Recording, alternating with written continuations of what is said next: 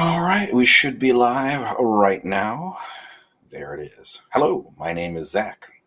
And I am Steve, and you are listening to With Thunderous Applause, a podcast where two friends get together and talk about current events and more specifically ideas uh, about the collapse of the American empire and the collapse of Western civilization. It's on its way. Be prepared. Something like that. It gets worse every day. It gets worse every day. It sure as hell feels like it, doesn't it? I think one of the funnier things I read was, someone posted on, I think it was on Instagram. Every day I wake up and I wonder what how the 5 men in charge of the country are going to, do today. Right. Because let's face it, Supreme Court seems to be under the impression that they control everything. Oh shit! That reminds me that would have actually been a fairly decent topic for this week too. And maybe so I'll just glance over it and we can just like talk about it in the future. But I had friends that like freaked the fuck out when Trump got elected, like freaked out, and they were calling me because like I've been talking about like this is inevitable. This is the process that's happening. If you're paying attention, you can see like the kind of cracks in the system. And so when Trump got elected, I got calls from people I hadn't talked to since college. Like, 10 years later, someone calls me up and they're like, or shoots me an email or whatever. And they're like, dude, like, I want to know what you think because you've been talking about this shit for a long time. And what I told them at the time was like, well, the executive branch we still have checks and balances. And as far as at that moment in time, this was several years ago, obviously 5 years ago or so. I was like, well, at least in the eyes of the public, like the executive has no legitimacy and the legislative branch certainly has no legitimacy. Congress has a lower approval rating than I think Lice and Genghis Khan. That was a study or a poll a long time ago. Congress is less popular than Lice. But anyway, like I was like, at least our judicial branch still has a bit of legitimacy to it. Nope. Yeah. Our last institution of government has failed to, provide any kind of illusion of stability or reasonableness. So, yeah. Rules for us, and they don't have to follow them. I think it was funny how one of them was trying to eat dinner, and he's like, "I have an inalienable right to eat my dinner." Were you talking about when protesters harassed like Mitch McConnell and his wife at a restaurant? No, this was very recent. One of the justices, okay. I can't remember, this one of the male justices. Protesters found out where he was eating and went and protested outside the restaurant, and the restaurant itself like tweeted or something, saying like, hey, it's not right. People need to be able to have, the right to or sit down and have a good meal, and not have protesters bothering them. And like, on top of that, you're targeting this one person, but affecting all of our customers. And it's like, good. Do you see the irony in your statement at all? No is the answer. Well, and they just want to make their customers happy, and that's fair. But like, so there is a solution to that. Tell them they can't eat here, and we'll go protest where they're eating. If you want your other customers to not be bothered, then kick them the fuck out. It's that easy. We're here for them, not for everybody else. Exactly. Like, you, sir, are causing an uproar. Please leave. But you are making your presence is making everybody's experience bad. We are asking you to leave. Yeah, we're not going to charge you for the bread and the glass of wine you drink. Bye-bye. Yeah. So anyway, that's cool, man. Quick check-in. Yeah. Obviously I have white background, not a fancy one, because I finally got my computer moved. I think I finally got everything dialed in. We painted a wall. The kids tested negative for COVID, which relates to our topic today. It does. So they're here, which is awesome because I have not been with my children for like a month. And the house gets quiet and stays clean. And it's like, you get to a point where like, but it's weird. It feels weird. You're like, wait, this space looks exactly like it did last night when I went to sleep. Like, this is kind of weird. Anyway, how What? about you? Why is that? Are you just amazed that the kids are like actually growing up and taking care of things or something? No, they haven't been here. Oh, you mean before? Okay, I thought you were talking No. about. It's just like Gotcha. after a couple weeks, we're like, oh yeah, man, what a nice. We can actually do stuff. We can leave something that we don't want the kids to get into, like on the Yeah, coffee table, and not we have could to do a worry about them puzzle. getting into it. Yeah, we could do whatever. And then after a couple weeks goes by, and then they were supposed to be back but had COVID, so they were Hmm. out for another week and a half. And then it started to get to like it feels kind of quiet and empty in here. Let's see. No COVID over here. Good. So that's good. New niece. That's right. Yeah, You mentioned that in a text. yeah. You didn't even I'm know less your excited. brother I was didn't having even another baby. know he was having another. He tried to call me a couple of weeks back, maybe like as many as 3 weeks back, and I returned his call, but he never got back to me. And then I found out yesterday, like, oh yeah, you got a new niece. I'm like, oh, that's what you were trying to call me about. Cool. Damn, that's what, number 3 or 4 for him. I hope it's number 3. Otherwise, I missed a whole other one. It's possible, bro. And the Yeah. funny thing is that, like, I mean, he's an evangelical, right? Like, but his Yeah, I think so. yeah, I thought his wife He moved to Florida because California was too liberal. Yeah, but like, which is weird because I totally expected like your sister, who's like literally a fucking Mormon, to be the one that was pumping out babies. But she's like, the voice of reason. It's really weird. I know. She's like, it's like, do you know what like carrying a fucking child to term does to your body? Like 2 is plenty, thank you. And then your brother's wife is just like, make babies. Yeah. Oh, Well, whatever. I guess if they want to do it and they have the money and they are okay with, as we spoke about in one of our previous podcasts, bringing a life into the world without its consent, then I guess they can go ahead and do that. That's true. Yeah, this abortion thing, this will transition into kind of, we're talking about COVID and fascism, and some of it, is related to kind of this like rightward turn. We talked a bit about it, like authoritarianism and this kind of like cyclical nature of like a more egalitarian political or social form, and then kind of a more authoritarian social form. And so like looking at that in context, like, is COVID restrictions and lockdowns and vaccine requirements and stuff, is that authoritarian? Or we'll explain later why it's not fascism. Absolutely not. Yeah. But is it authoritarian? Does it open a door to authoritarianism? And I think that's debatable. I think in some ways you could say maybe yes. But this like clamping down on reproductive rights and all that. I mean, Poland is like devoutly, like, they're more religious than most places. Same with like Ireland and stuff, right? Like they have very socially conservative laws on the books.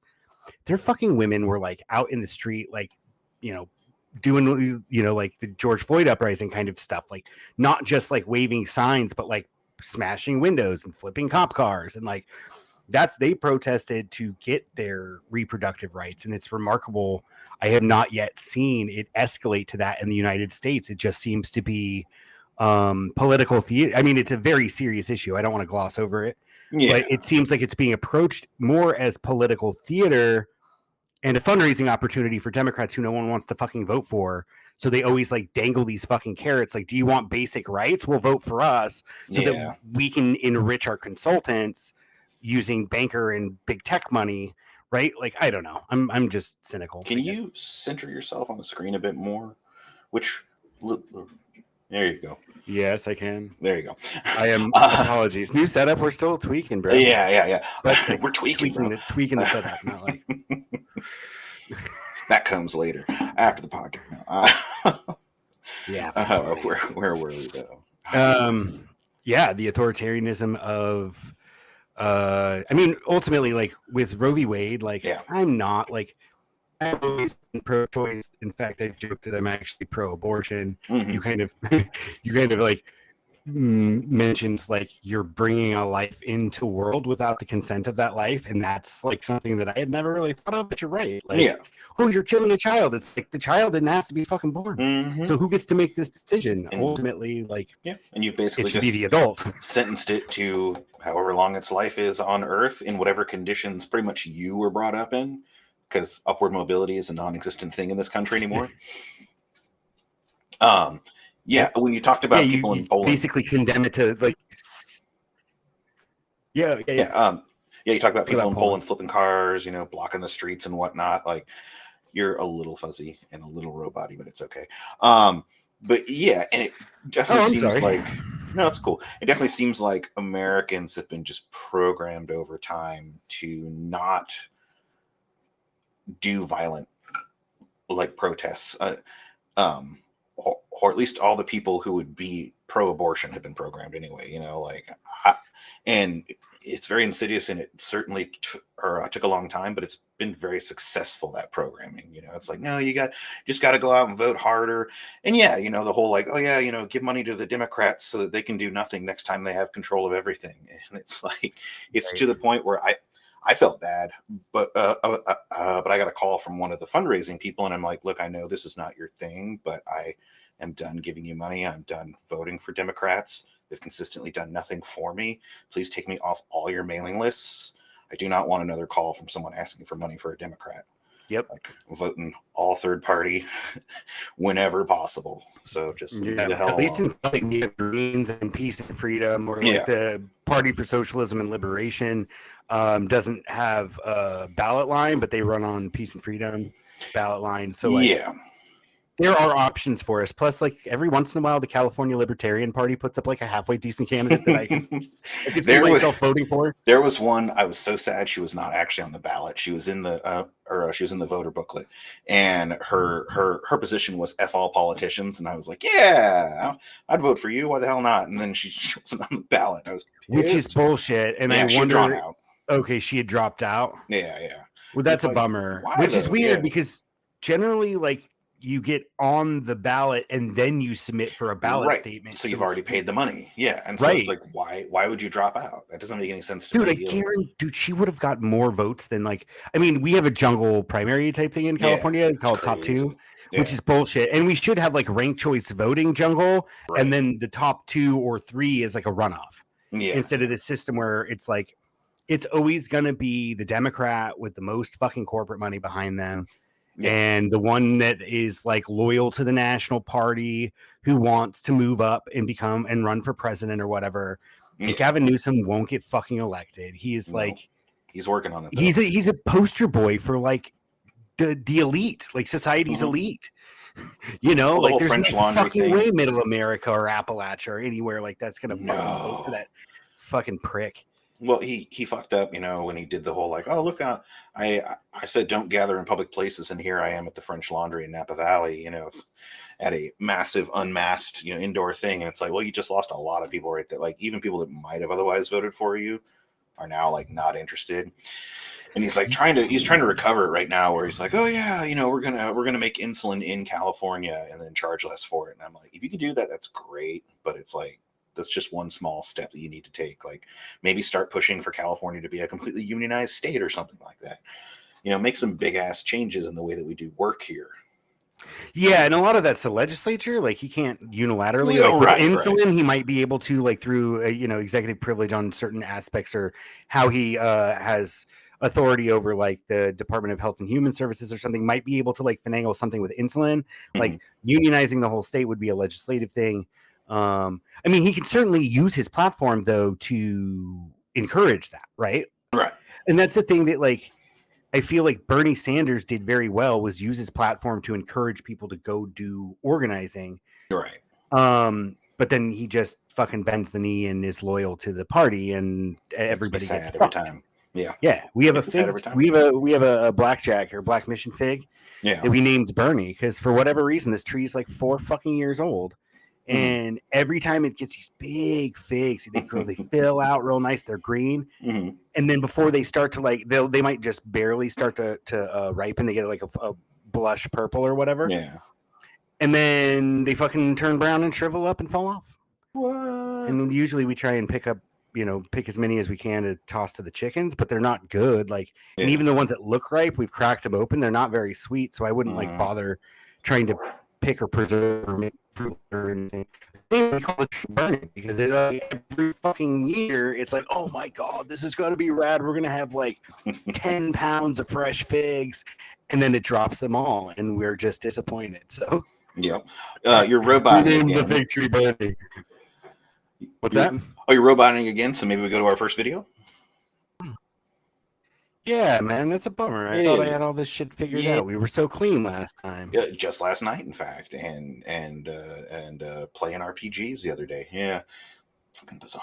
Well, anyway, yeah, bro, not a problem. That's fucked up. Yeah, well, it happens. We'll get it down. All right. Let's play a video. We're going to talk about COVID lockdowns. Are they authoritarian? We can, and now we've made some changes. You can totally see us and hear us while we're here. I used to use this opportunity to pick my nose and shit like that. Now I can't do that anymore. Great. You can still turn your camera off. Tens of millions of people are under lockdown in China tonight. The authorities scramble to contain a small but growing COVID outbreak. Chinese officials say they've detected clusters of COVID cases in Shanghai and other major cities. Now Beijing imposing China's first COVID vaccine mandate for public spaces since the start of the pandemic. Here's CNBC's Eunice Yoon. Residents in Xi'an scrambling to escape a renewed lockdown, massing at the train station. Just one sign China is entering another round of restrictions as part of the country's continued policy to keep COVID cases near zero. Xi'an, a city of 13 million in the west, is now in a week-long partial lockdown over just 18 cases. People there taken in the middle of the night for testing. China's gambling capital, Macau, is quarantining 17,000, almost 3% of the population, while officials in Wuxi, near Shanghai, blare at residents to stay at home. People in Shanghai, the epicenter of the last crushing lockdown, on edge. Once again, fencing is back at some apartment buildings. Authorities are on heightened alert now that the new highly contagious Omicron variant, BA.5, has breached Chinese borders. That virus strain has been detected in Tianjin, Xi'an, and Beijing. The Chinese capital is trying a different approach, mandating vaccines for the first time to enter many public places. Office buildings in this part of Beijing are blocking people from entering their workplaces if they don't have a 72-hour negative COVID test and proof of vaccination. So a couple things real quick. First of all, I think it's really interesting that like they're just implementing vaccine mandates. Right. I had figured they would have done it a long time ago.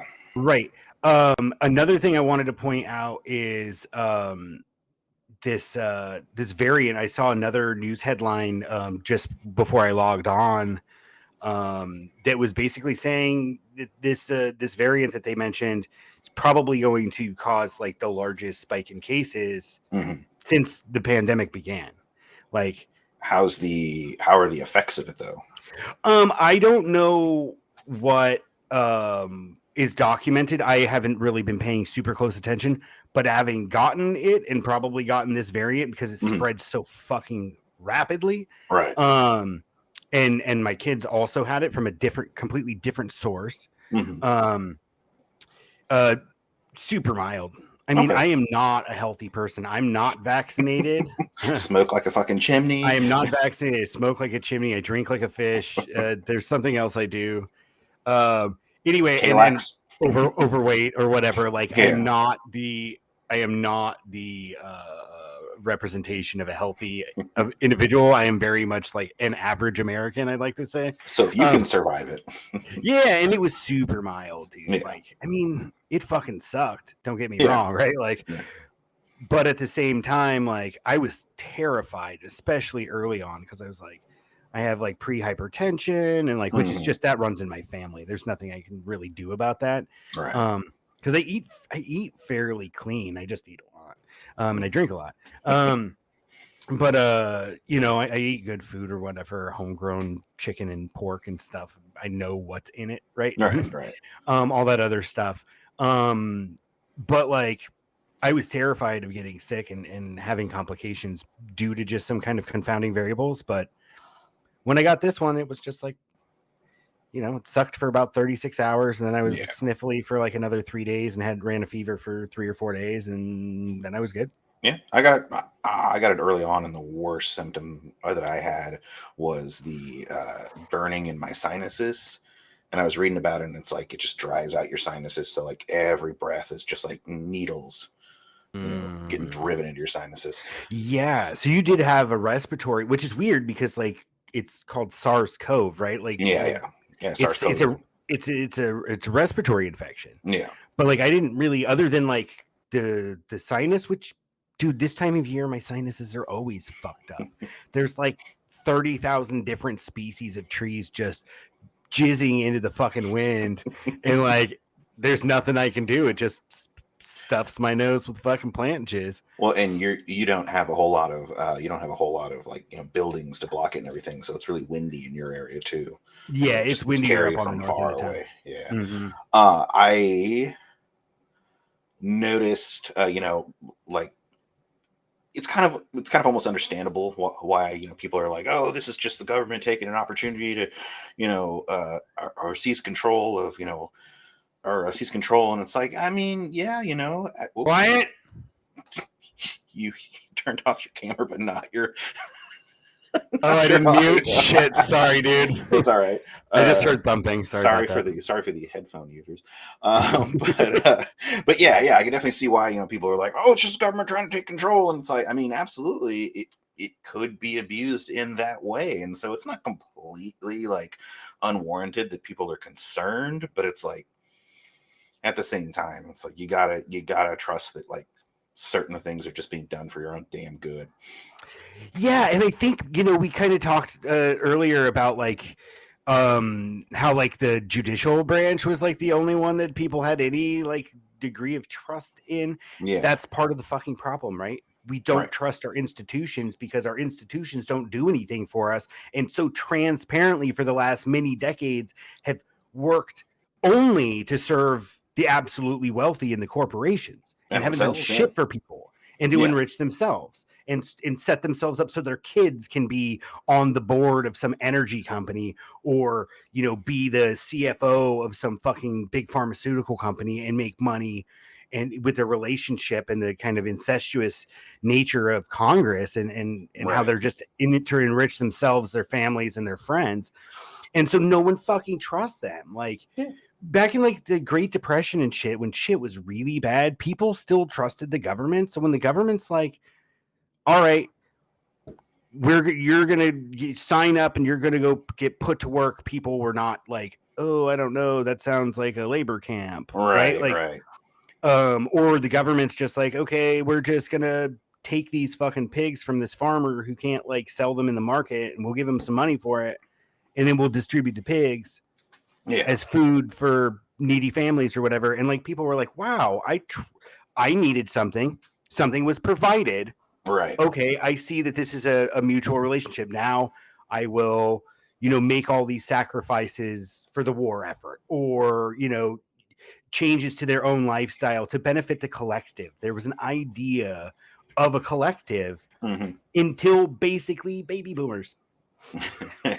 All for me. The Red Scare didn't help, and then the generation, the Gen X, and the Reagan Thatcher bullshit, and MTV, right? All of these things kind of fit within a broader kind of pattern of disintegration of a collective responsibility for each other, and we don't trust our institutions. So that was kind of a long version. No, it's actually. I mean, that's a really good point. Is like most people just want some basics taken care of. Like I don't want to have to worry about. Am I going to be able to take off work and go to the doctor? Am I going to be able to pay for the doctor? If they find out something's really bad, am I going to be hundreds of thousands of dollars in debt? Like I want healthcare. I don't want to have to worry about like most people just want a floor that's a little bit higher than the current floor. Healthcare, food, housing. It's nothing amazing. People aren't like, I must have a mansion and you will provide for me all of these things. And it's like all people want is pretty basic stuff. And we're not being given that pretty basic stuff. And so it's very easy to understand why people are getting pissed off at the government. Don't trust them or anything like that. There's absolutely no reason why we should. there's been very little movement towards actually providing for basic needs. And if Right. you're not doing that, what the fuck is the point? Well, and then that's where I think a lot of this distrust comes from. Like the fact that like it would just take a fucking pen stroke, like in a situation that's unprecedented, that really no one understands. Like there are legal mechanisms for doing bold things on a temporary basis. And instead, our institutions didn't do those things. Instead, everybody got sent home because the public health experts were like, yo, bro, this is fucking bad. We got to cut this shit off. Yeah. And they sent them home, but with like no, like you said, no floor. Right. So then they're like, oh, we'll give you money. But it was so poorly mismanaged for like individual checks that like I didn't even fucking get one. And then there was like no recourse. And I'm like, well, I should be eligible. I don't know. And then you just fucking give up. Right. Or like with unemployment, you like get unemployment and then they just take you off. Like you're like, no, unemployment, I pay into that. Right. I have a benefit amount and you just cut me off because you decided to cut everybody off and force them to reapply just to clear your roles of people who like have been on it, but like haven't or have been overpaid or went back to work and never came off of it. You just cleared the whole role and then force everybody to go back through the process again. Like, holy shit. And all they would have needed to do is tell the banks, who the American taxpayer has been incredibly generous to. They have received the vast majority of the money in the 2008 bailouts. They received the vast majority of the money in the COVID bailouts. All we would have had to do was be like, we've been good to you. No one is going to pay you a fucking dime. And you figure that shit out. Now, the landlord that's like, I have to keep charging rent or I have to raise the rent because like I got to pay the bank or whatever. And like all the businesses that laid people off because they're like, well, if I'm not making money, then I can't have employees because then I'm losing money and I owe the landlord for the space or whatever. You could have just suspended all debt. Right. And that was where I saw the biggest fuck up. It was like, okay, cool. We're not going to charge rent for a certain period of time, but it's still accumulating on the records. And so who's going to be able to just like all of a sudden pay $10,000 all at once? Absolutely fucking nobody. And yeah, it would have been as easy as telling the banks like, no, you cannot collect on your mortgages for rental properties until this is over. You'll lose a tiny bit of profit. Who the fuck even cares, honestly? I don't care. Yeah. I don't care. Yeah. I don't care about them. When you at a certain point, you're so fucking wealthy that like, but then there's a lot of like small business people who like just got fucking hosed. And that when you see like January 6th and shit, like it wasn't just like, the caricature in the liberal media, the liberal press. It's just like, oh, it's just these hillbillies, like, blah, blah, blah. They're just fucking ignorant rednecks. And it's like, no, bro, it's mostly like fucking small business people and shit that just kind of turned to kind of radical ideologies because like the system, they felt that they were working really hard, but not getting ahead. But our whole mythology is hard work gets you ahead. Right. And so they're kind of having this psychological trauma from like their mythology, their understanding of how the world should work is not the reality of how the world works. And that causes all sorts of issues, right? Oh, yeah. Well, the whole like, when I lost my job at the first bank, that hit me harder than I really knew until I'd been working for the second bank for a while. And then I was like, wow, this second bank is really having to put up with the brunt of the disillusionment that I now have, where it's like, oh yeah, I did my time. I tried really hard for this other bank. And then they just, as soon as I was inconvenient, they unceremoniously dumped me. And it was just like, now I have no trust in any system.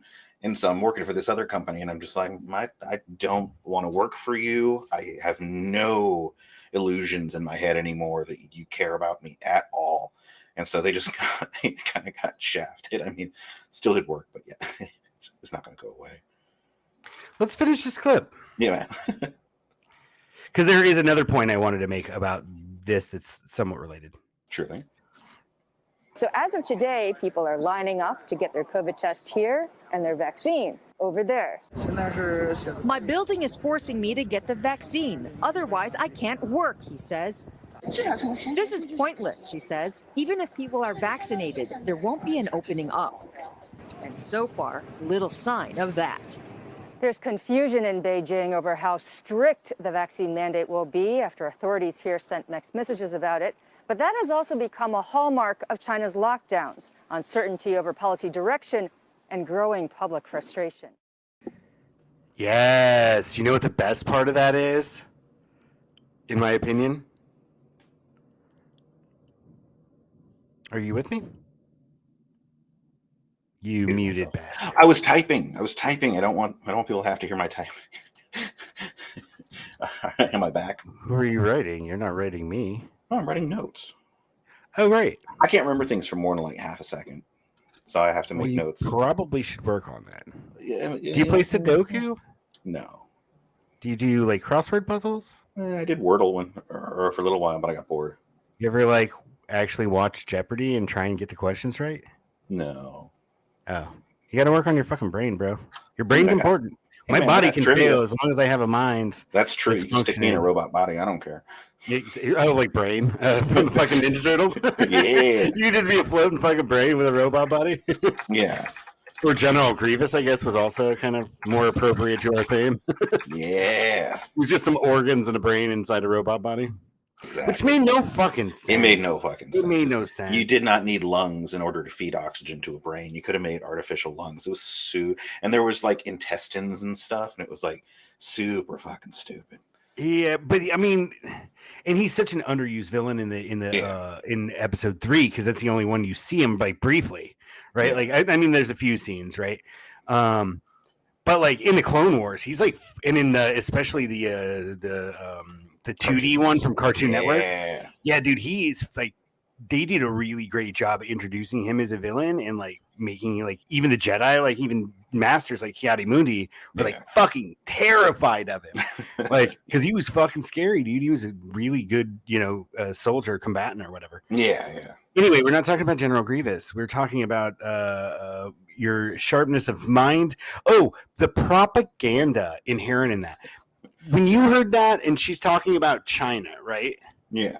She's like, oh, and there's mixed messages, and no one's really sure because the government's not really giving a clear picture. And this is just like, first of all, number one, a lot of people like to say China's authoritarian. Oh, they can't even question their government. I just saw 2 people on fucking camera being like, this isn't even going to fucking work. Yeah. Which is actually true because we did lockdowns and it didn't stop the spread because individuals were not locking down. You can close the whole fucking thing down. People are still going to move around because people are fucking selfish and don't give a shit.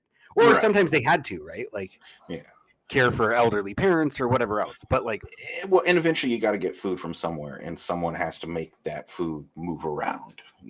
Really, the thing that I was most disappointed with was that we didn't just have frequently tested individuals whose sole purpose it was to like deliver food in a certain geographical area to the people that needed it. Like, could have done so much more, and it was really obvious what could have been done. Yeah, our DSA chapter had a grocery delivery service. Yeah. And we ran it for a while, or I should say I kind of tangentially involved in it. I wasn't a core organizer. But like they ran that shit for a while until it kind of became like just kind of people who needed support. Mm-hmm. But really just needed support, period. And it wasn't like unique to the pandemic. And people burned out because like they were spending their own money on gas and they were their time. And, and then what was really disgusting is that instead of that solution, where you have a government sponsored, a community sponsored thing, we instead, in a very American, very capitalist fashion, said DoorDash, Uber, Grubhub, go make billions. Yep. Well, yeah, no, for real. And then they, I don't know the financials of those companies, but I'm sure they had access to PPP loans, whereas like these, emergencies, business loans or whatever. But like small businesses couldn't get that because the hurdle, the paperwork hurdle to get in was too complicated for most small businesses that are just trying to keep the fucking lights on, right?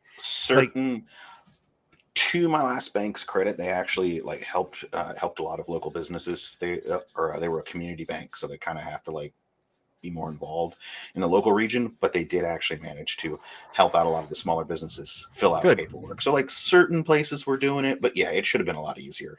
Right. And then, but like, then you get like, just recently in the news, we should eventually get around to doing like a news roundup. Yes. Because like there's some really good shit going on now that kind of fits in within like this kind of broader pattern that this podcast is designed to discuss. And one of those is the airlines, right? Like, so they got a fucking boatload of money from the government for COVID, obvious reasons, right? Like people weren't traveling. And then they just like didn't hire people back, or they laid people off anyway. They're like, you have to keep your staff on. Yeah, they did a bunch of stock buybacks, of course, all that other bullshit. But anyway, like now there's like kind of whispers that they might try and do something to hold the airlines accountable, because apparently they're like overbooking, but then their policies don't really have any restitution for people who get fucked over by canceled flights. Right. So like, yeah, it's a fucking mess. And they took a boatload of money. Like the cruise ship industry, why are we giving them fucking money?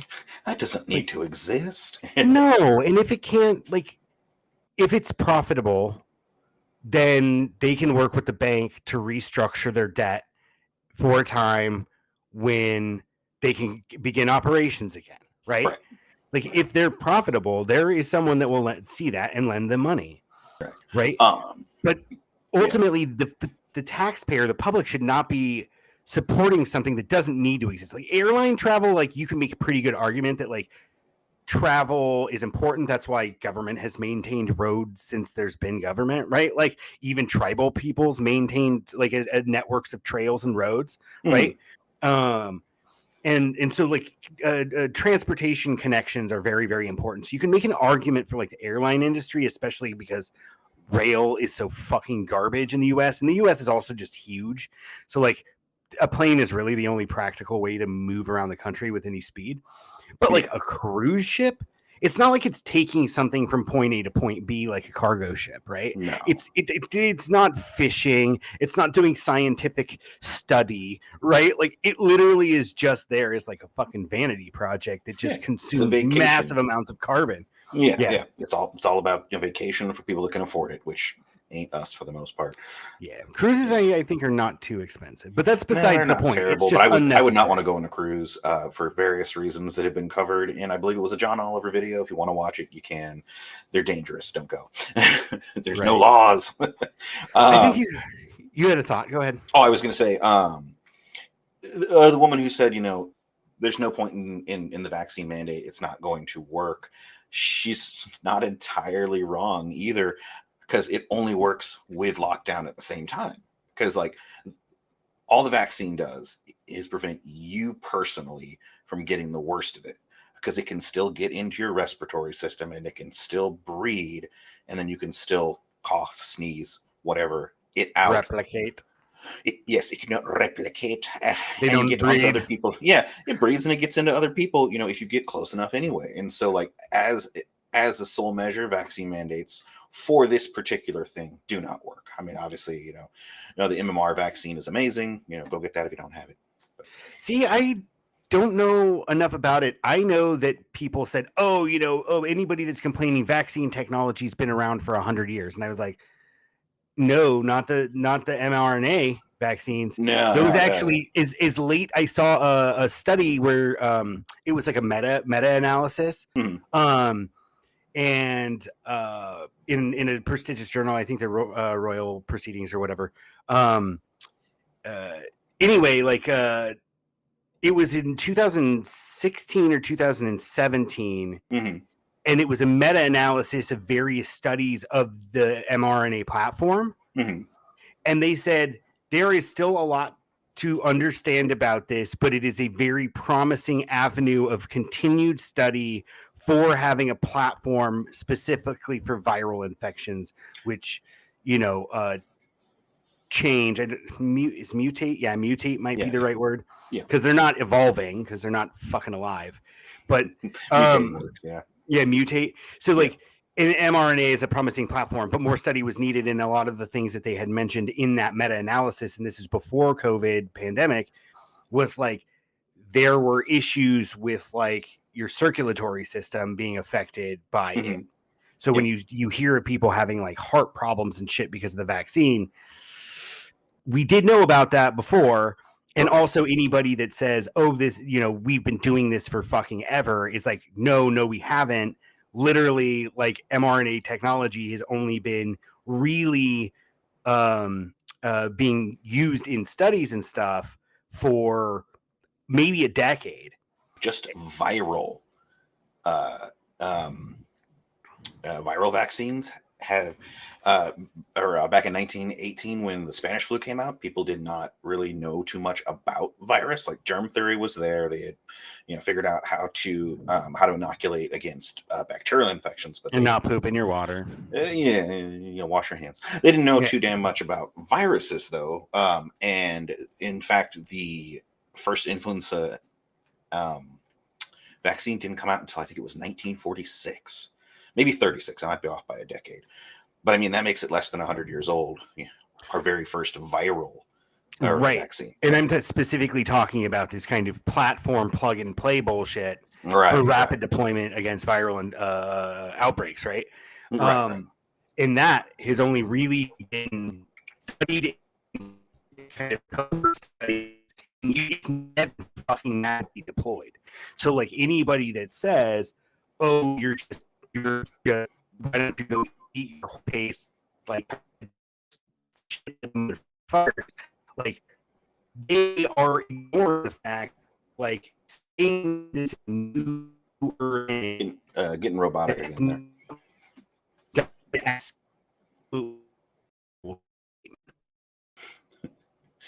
think you might have dropped out. Oh, there you are. I'm gonna start the next video while you get your connections. That's a great pause screen.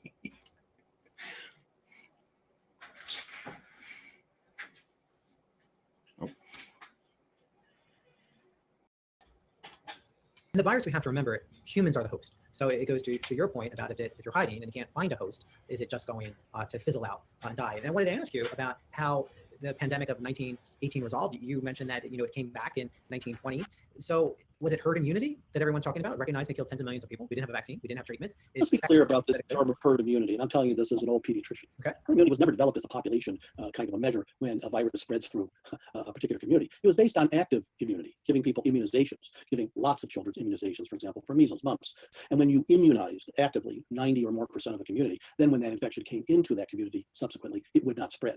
The notion of letting it rip and letting a lot of people get it. First of all, you would never get levels of 60 to 90%, which is what people are estimating you would need. 20% simply wouldn't do it. And what is the point of living in the 21st century if we're relying on 13th century methodologies of letting it spread throughout a community to protect us, not to mention the incredible expense of taking care of people and the terrible tragedy of those who would die. So it wasn't, there were some people who were immune, to be sure. But of course, as you know, with flu, just like probably with coronavirus, you're not immune for that long of a period of time, maybe 4 or 5 months. But that's why we give flu vaccines every year. Some of it's because it's a different strain, but also some of it is that your immunity is worn down. How long do you think strains last? Because there was talk that ultimately the pandemic of 1918 really morphed into something else. Do we have a sense of how long respiratory strains? Because these are issues of mutation. So and where is the virus coming from? Influenza, by the way, you said 1918 is very different from 2020. Well, of course it is. But what nobody's saying is that the main historical actor in these two pandemics are quite different. Influenza is a very different virus than coronavirus 19, with the exception that they're both respiratory transmitted viruses.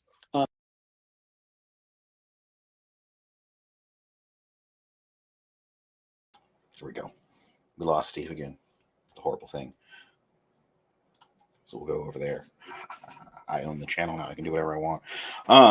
Yeah. So I think that's one of my favorite statements I've ever heard. Is what's the point of living in the 21st century if we're going to try to use 13th century techniques to deal with pandemics? And that is very on the ball for me. Like what?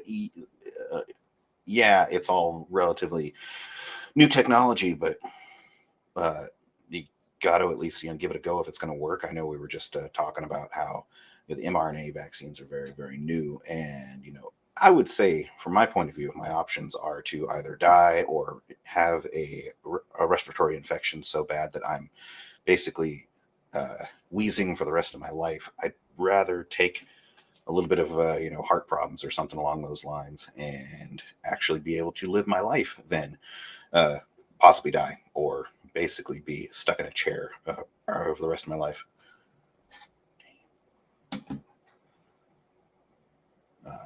One moment.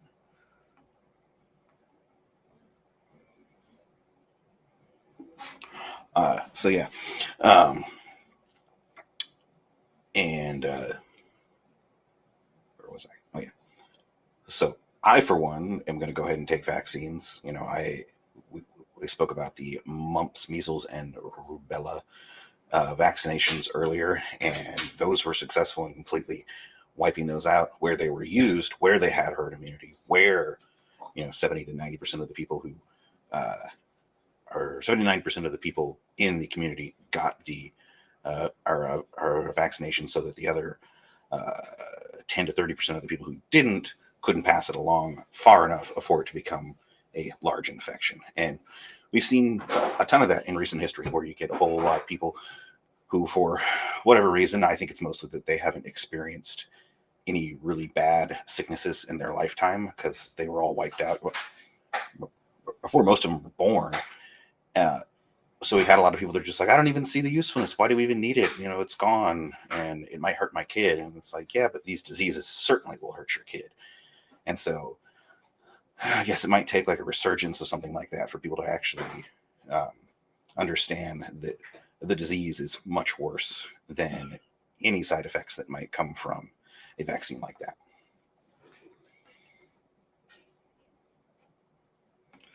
Go ahead and play one more clip.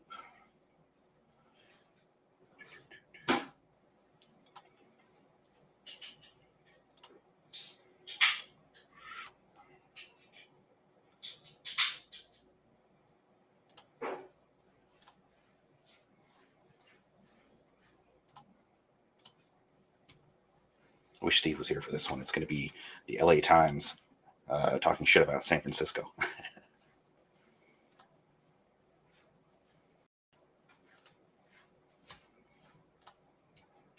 The first wave of the flu actually happened in the spring. It started in Kansas with Army folks dying within their camps.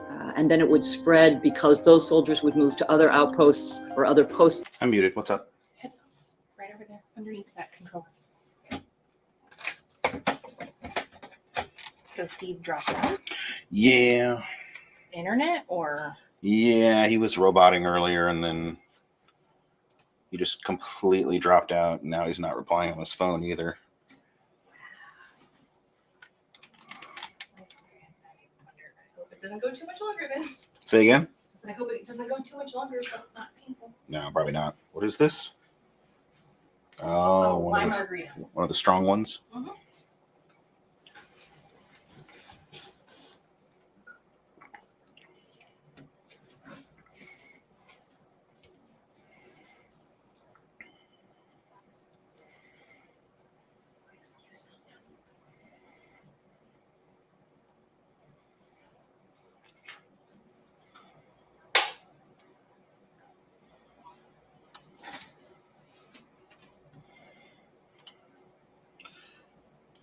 Yeah, third wave. And that's something we're probably going to have to get used to, is the idea that now that we failed to react strongly and appropriately in the beginning, we're now going to have to react again and again and again for at least another few years as it cycles through the world, the very, very interconnected world. I'm going to go ahead and call the live stream there, though. We'll go ahead and pick up next week. Don't yet know the topic. We might just do a news recap, like Steve was saying, just because there's so much shit going on in the world between the courts, deciding things unilaterally for us, and other things. Oh, Steve's back. There we go. Stop the stream. No, it's still going. I was just about to do a sign off, but you're back. I'm sorry. Oh no, you didn't stop the stream. No. Holy I shit. was about to. I just went through the couple or short video clips that I had. Awesome. And yeah. I missed them because I was scrambling trying to figure this shit out. And I just told my partner, I was like, bro, like, as an aside, I'm gonna just tell Comcast, like, I'll pitch a fucking tent in my front yard and y'all can fucking live there for 4, 5, 6 fucking days. I don't care. Like, figure out why I pay you so much goddamn money for something that doesn't fucking work. Right. The I had equipment's an all brand new. The router's like less than a Right. year old. The fucking modem is like 4 months old. We bought that like both of those, I think, less than 6 months ago, just so we could have it For for this. this. Yeah, man. Oh Yeah. man, I'm so Comcast sorry. had the no, it's okay. Comcast had the we should do an episode on Comcast. Comcast had the audacity, or monopolistic practices of internet providers at all. They had the audacity when we lost Comcast for almost an entire day, and my wife couldn't do any work, and it's very time sensitive stuff. And ultimately, what we ended up doing is phone basically turned into the internet, and afterwards, yeah, I just hotspotted, and the phone became the internet for the computer. And that was definitely something. I don't normally buy motherboards that have a built-in wireless receiver, but I did for this one, because I can't have Comcast, back out again and not have a backup plan right there. And Comcast had the audacity after I was done. They're like, "Oh, you want to try Comcast Mobile?" I'm like, No, I don't want to try Comcast Mobile. I don't want to lose all my services. I'm okay just losing one. And so, like, that's exactly because we had discussed that, and so I have a Wi-Fi receiver on my desktop, and I tried to set my Wi-Fi tethering.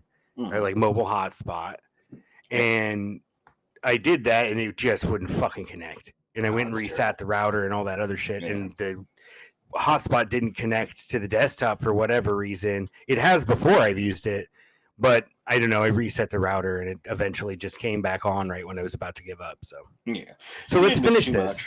I'm really sorry. Missed too much. No, it was a video from WebMD where two doctors were talking about vaccines, specifically herd immunity, and one of them was like, herd immunity is the most overused and wrongly understood term. It doesn't work when you don't vaccinate. You have to vaccinate no less than 70% of the population, then you can reach herd immunity, because the people that can't get vaccinated can't then get it and spread it on to other people.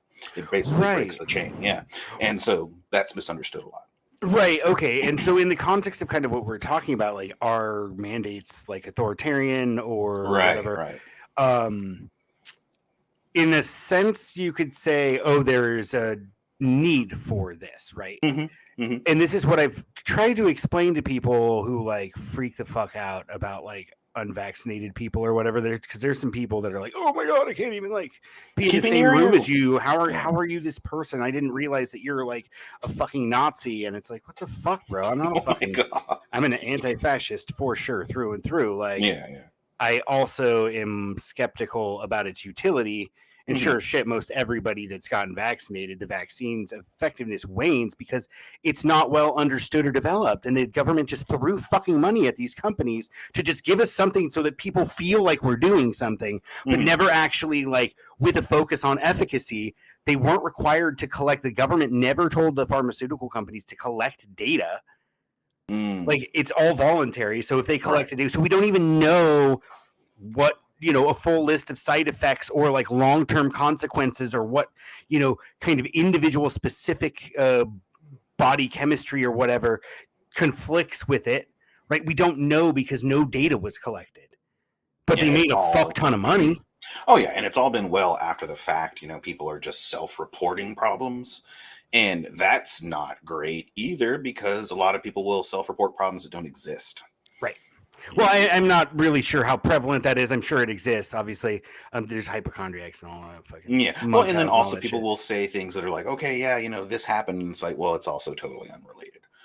Right. And there's no way, because they're not collecting data. But like these kinds of things, like, so a vaccine mandate, you're like, oh, we need it for herd immunity. We need to get 80% of the population. Well, guess what? Like, you can't control people from moving.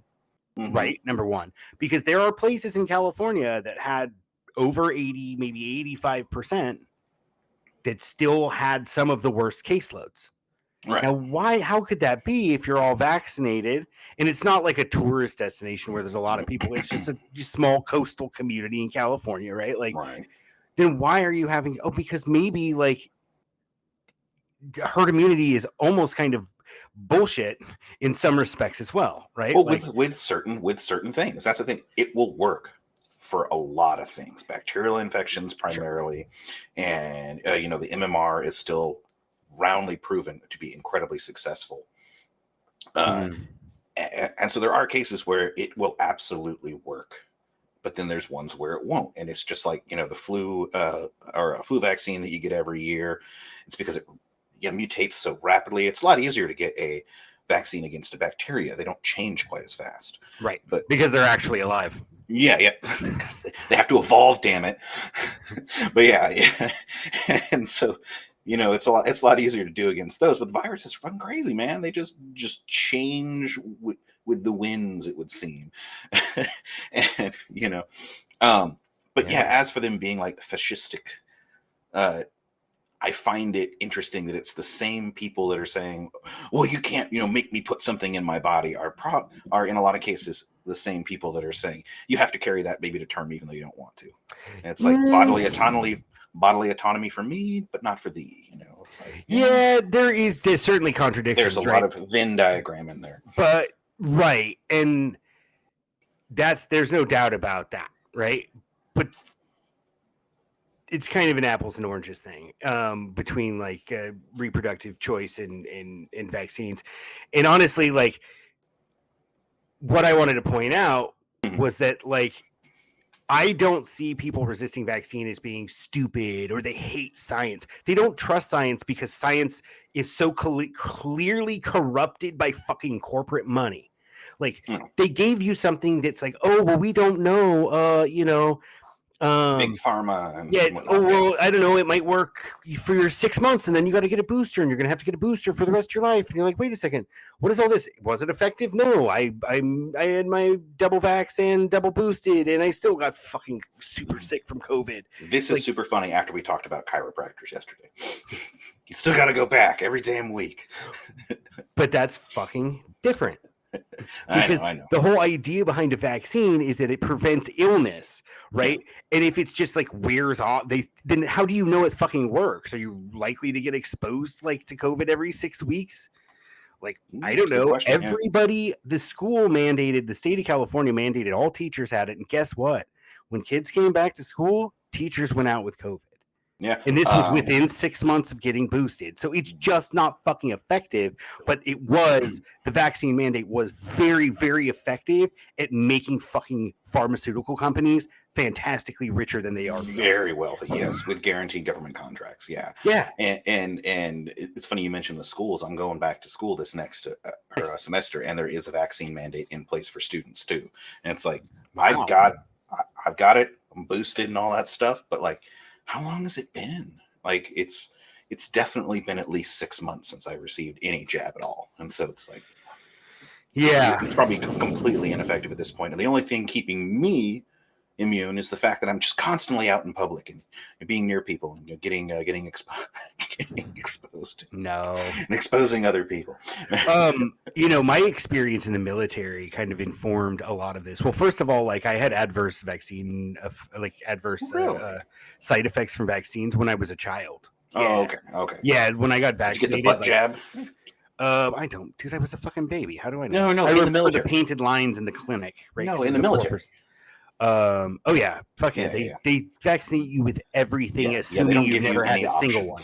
Exactly. They don't give you options. But none of those bothered me. What I was going to say about the military is first of all, I had adverse effects as a child, right? Like severe respiratory distress triggered within about 12 hours of being vaccinated with my childhood vaccinations. And then when I was in the military, specifically, like, checking you for all these things, just sticking you full of everything. Oh yeah. You already feel like shit anyway, because you're fucking, you don't sleep and you're marching you're walking like 30 miles a fucking day. You're in a new environment. Your mind's fucked. Yeah. Yeah, exactly. You're poop for 7 days. You're forced to eat like, your entire fucking meal in like 3.5 minutes. Like, I had to train you for that. You did, and now I can't fucking untrain myself. Everybody's like just like starting on the main course, and I'm already fucking done. Rachel complains about that all the time. She's like, "How are you done?" I'm like, why I don't should know. I waste time sitting here at the table? I just You looked away. You looked away. That's how I'm done. No, but seriously though, to get back to the vaccine thing, when I was in, there was a malaria vaccine, experimental malaria vaccine that they made flyers take, right? So the wing commander wanted to participate in this, wanted his troops to participate in it because he's focused on getting a fucking spot in the Pentagon. So he wants to make the people at the Pentagon happy, right? Because that's how it works, right? Like he's trying to, he wants a star, he wants his first star, right? Like, and so the wing commander's colonel usually, or what is that? 05, 6, something. Thank you. I have no idea what a colonel is. Yeah. It's basically right below the general ranks. So anyway, he's a wing commander. He's in charge of the entire installation. Whatever. He wants to move to the Pentagon, or he wants to get a star slot at some kind of other administrative unit, because that's what officers do. They're an admin, right? And then, and so he wanted his people to participate in that, right? Well, it was for flyers, right? Because you travel to like there's a lot of the U.S. empire in Africa, sub-Saharan Africa right now. And so like, they're like, oh, let's do that. Cause then we don't have to like keep stockpiles of quinine or whatever, right? Like, or other anti-malarial drugs. It'll be cheaper. Yeah. And then, obviously, could be pretty effective too if the government developed a malaria vaccine and then could use that in guns and butter diplomacy and actually use that as part of like, making relations better with other nations, right? Like, oh, here, we'll give you a bunch of malaria vaccines or whatever. Anyway, experimental. Yeah. And it was supposed to be for flyers who actually leave the country and go to places where malaria is prevalent, right? Like, not but America. because air traffic is under the flight medicine clinic, because we're technically in the aviation field, like we got lumped into that. And so I was like, I looked into it, and they wanted you had to sign a release form that like you were voluntarily taking this, and that you were probably going to get sick if you took it. You weren't allowed to come to work for 3 days. And so there were people that are like, oh yeah, get 3 days off. Take it just to get 3 days off. Bro, it's they're literally telling you like that you have to take 3 days off, and you're supposed to report symptoms to the clinic, because they don't fucking know. You're literally volunteering to be a fucking guinea pig, bro. Like, somebody's got to do it.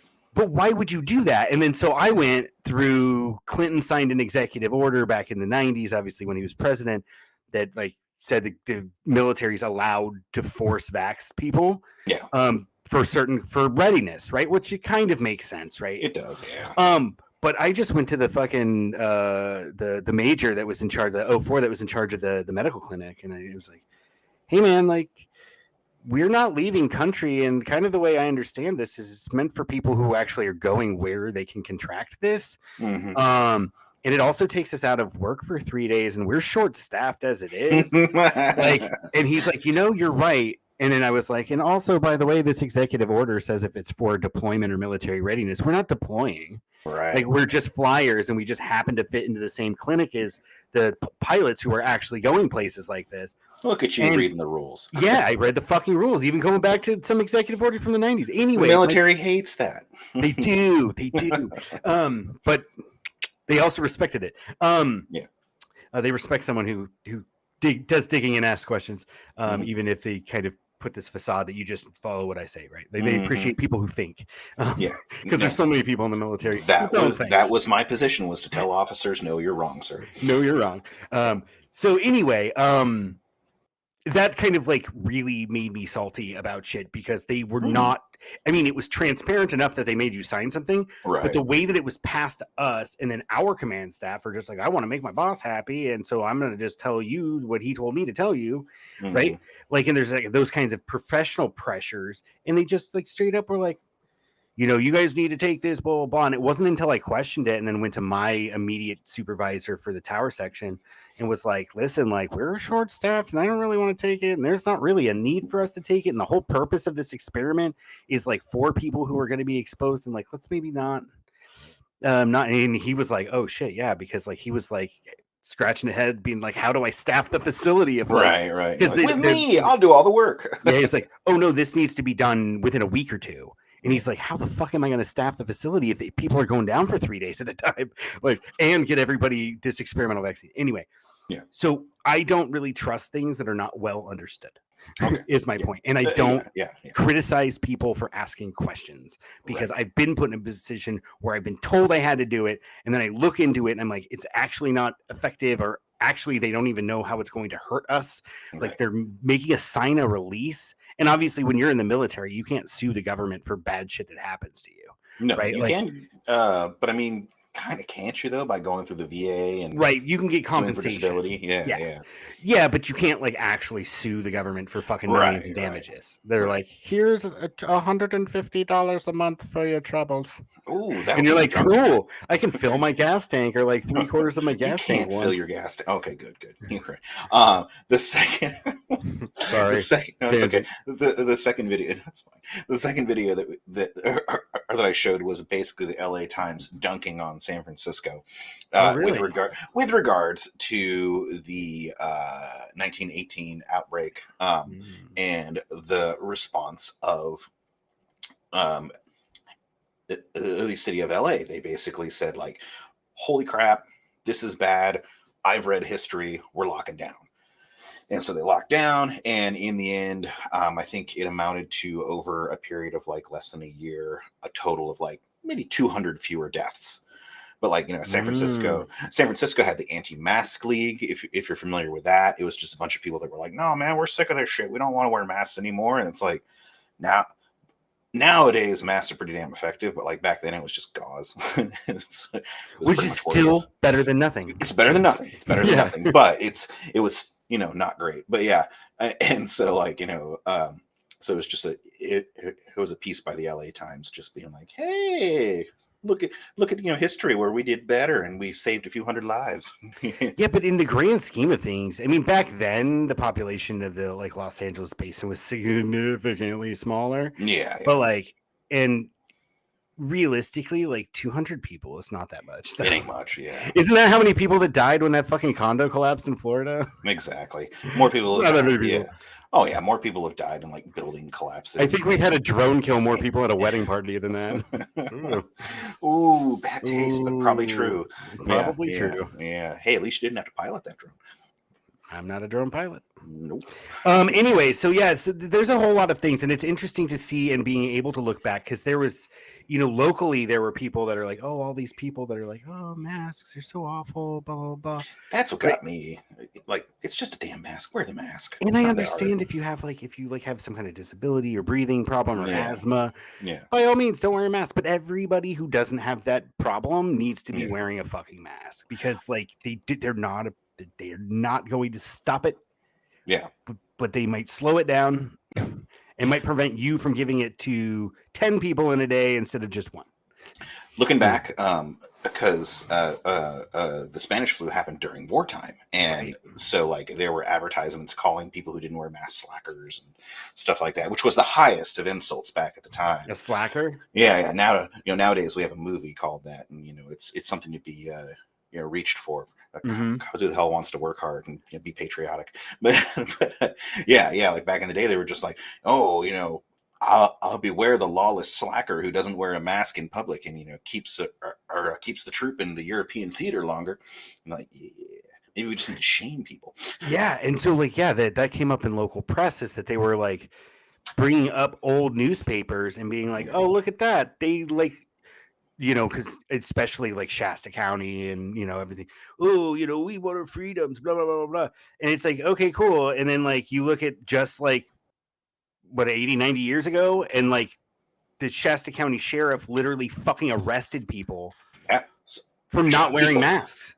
I'm not saying Shasta County. I'm not saying Shasta County, but in places, cops shot people without masks. See, I hadn't heard that. All I know is like that little, this year in history, just for some context, is like we're just asking you to put one on when you go into the fucking coffee shop to get a cup of coffee. They used to, if you were seen in public without one, they would put you in a fucking cage. Right. Like, and so when people say this is authoritarian, mask mandates are authoritarian, part of it is just this kind of like distrust in government, right? Mhm. And so like anything government does or anything like a social group pushes for is somehow oppressive, and that's part of the me generation, right? People are Right, only concerned about what they want, right? And they're not even putting in context that like authoritarian, like we're just asking you to put it on when you go into the fucking restaurant and Right. giving that business owner a responsibility to ask you to leave for everyone else's safety if you refuse to put it on. And that's the How is thing. that oppressive? Yeah, for me, that's where your freedoms stop mattering. Is people are like, I need to have the freedom not to wear the mask, and it's like I need to have the freedom not to die just because you're around me. You know, like Right. And You do I have a think freedom to not our wear a freedom- mask. Yeah, by not going into the coffee shop. You can just Yeah. avoid public places. If you want to be in public places, then you need to fucking follow the rules set for public places. Yeah. Like just like pants. You're not complaining about your freedom because the fucking gas station wants you to put fucking flip-flops and pants on before you come in. Sometimes a shirt too. At least pants. At least flip-flops. No, they usually like no shirt, no shoes, no service, right? Like, why are pants not on that list? Is it because we already have the no public nudity thing? What if I wear underwear? I honestly think that's mostly because like in summertime and shit, a lot of people walk around fucking shirtless, and it's just like most people are wearing pants of some kind. Yeah, but it might be a public nudity thing or a decency thing, and we're just kind of programmed that the naked body is scary. Start walking around with nothing but underwear and a shirt and flip-flops. Right, exactly. Yeah, but anyway, so like there are rules of standards set, right? Yeah, we live in society. If you're required to wear fucking steel-toed shoes on your job site, like say you're in a contract or in construction, and you're like, well, my feet get really sweaty in these, and I don't want to wear these because my feet are uncomfortable in them. Mm-hmm. And your fucking foreman would be like, you're fucking fired, bro. Yeah, exactly. Because like we're not going to deal with like your foot getting split open or like you losing a toe. Well, the thing is, those are basically designed to chop your toes off rather than doing irreparable damage to your whole foot. Really? Most steel-toed shoes are not rated to actually like not crush under excessive weight, and the type of weights that you typically deal with when you're on a job that requires them, it just basically bends down like this and just severs your toes. Oh, what the fuck, man? Well, it's better than having like everything after your toes getting crushed and mutilated. Like you can live without your toes. It's a lot harder without the whole foot. Yeah, it's a lot harder. Except as we reminded that last week, when they hang from the lamppost by their ankles too long, their feet fall off. Yeah. That's I don't feel bad for them. Okay, so we're about time. I'm really sorry for the technical interruption. I will call Comcast tomorrow. I don't know what they're going to do to help me, but like it's fucking bullshit. We should. Yeah. We live in the fucking wealthiest country on the planet, and I'm not like in. I mean, we don't have rural broadband, right? It's one of the things we need in this country. It's like we need to connect, just like with the Tennessee Valley Authority and all that shit. We need to connect small communities in the mountains to the fucking internet reliably. Yeah. Well, your parents have absolute garbage internet. Yeah, and my dad's a fucking computer geek. Yeah. So it boggles my mind, like how they do it. Or they spend a fortune. Yeah. They spend a fortune on it. I think they actually use DSL through the phone company, which is God, that's horrible. But there's no fucking cable. I tried it for a while. There's no fiber optics running up the road. No. Yeah, you don't even need fiber optics. Or whatever. What? Yeah. Oh, he doesn't even need like fiber optics. Well, I mean, just like for the main distribution, and then it can connect to whatever else. I just say mean go like for Starlink, but then you'd be supporting Musk. So. Yeah, I don't know. Either way, we need rural broadband, but like I live in a fucking city. Not only a city, I live in a city with a very sophisticated regional hospital and a university with a lot of fucking really smart people with good incomes live here. The fact that we don't have good internet service just fucking blows my mind. What you got to do is you got to rile up the base that's moved in from the Silicon Valley into Chico and bought up all the housing, rile them up, and then you can get it fixed. It's very expensive, right? But like you could just include it as part of your franchise. But we digress. My point is I apologize very much so for the technical difficulties. And beyond that, I think that it suffice to say that it's not necessarily authoritarian to have a lockdown, especially a lockdown. Vaccine mandates, I'm a little bit more hesitant to say that's not a I problem. could see both sides of that a particular argument, but do it Especially with trust in government being so fucking low, right, and with that's the pharmaceutical companies making money hand over fist. And it's really hard to say do it for the betterment of your neighbors when you really might not even like your neighbors, and you definitely don't like the government. Yeah, and we don't like our neighbors because we've just been able to box ourselves up. Some of that's social media, but some of that's just a part of the cultural phenomena of like a society in decay. Like we don't even think like when I mentioned like, oh yeah, my neighbor's giving me peaches over the fence, and they're like, oh man, that's fucking really cool. Like you're sharing produce with your neighbors, and I'm like, yes. I just bought the house. I lucked out. I could have been two lots over, and I would have never fucking spoken to the people on the other side of the fence. Same here. If I went one lot over this way, I'd never fucking talk to those people. Right. Like they're the ones with the fucking flags waving. They have their little fucking kids out there programmed to wave to the don't tread on me people who are also like the same ones that are like celebrating fucking abortion bans and shit. Like, don't tread on me, tread on her uterus. All over that shit. Tread all over the uterus. Fuck that shit. All right, did you have another clip here or? No. That was it. Just those extra two. I know we were trying to keep the clips a little shorter, so they reach about 2 minutes long. Yeah. And it's a real bummer that the technical difficulty stuff kind of fucking threw a monkey wrench into that shit because I felt it was going pretty smooth. Yeah, and so I would say to our viewers, because I know you're out there, I've seen the views. If you like the new format, where you get to see our pretty little faces in the bottom, our corners of the screen, just let us know and we'll keep it around. If you want to see less of our faces, also let us know. In the comments. Yes, in the comments. But I'll be sad. Below, you got a point. Yeah. Oh yeah, comments down low. You get the merch down low. I don't think we really touched on this. It's sufficiently. Just like every topic we cover, it's not really covered sufficiently. But I do think that it can go both ways. I certainly don't think that it's authoritarian, but it's also kind of like unnecessary, if that makes sense. It does. Cool. And so you were going to give a closing statement, I think. No. That was it. Okay, great. Well, everybody take it easy and remember when liberty dies, it dies with thunderous applause. Okay, bye-bye. Bye-bye. Bye, everyone. Bye-bye.